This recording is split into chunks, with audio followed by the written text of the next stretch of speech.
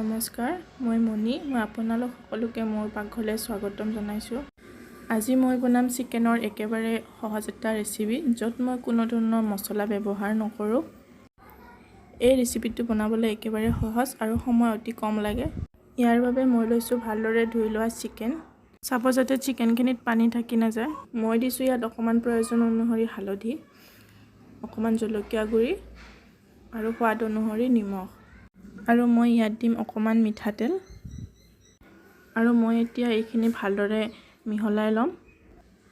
মই এইখিনি কাম হাতেৰে কৰিছোঁ, কাৰণ হাতেৰে কৰিলে বেছি ভালদৰে মিক্স হৈ যায়।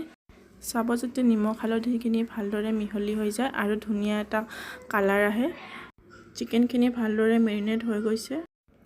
চিকেনখিনি ফ্ৰাই কৰিবৰ বাবে মই লৈছোঁ এটা মিডিয়াম চাইজৰ কেৰাহী। তাত দিছোঁ মই ৰিফাইন তেল।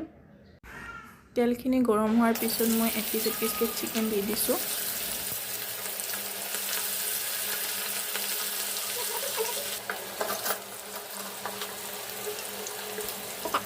চিকেনখিনি মই ভালদৰে এনেকৈ লৰাই থাকিম, যাতে চাৰিওফালে চিকেনখিনি সিজি যায়।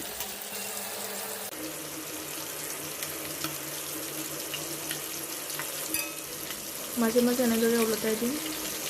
এনেদৰে মই 10 মিনিটমান সময় ফ্ৰাই কৰিম। চিকেনখিনি ধুনীয়া ৰঙচুৱা হৈছে। চিকেনখিনি ভালদৰে সিজি গৈছে আৰু মই এইখিনি উলিয়াই ল'ম।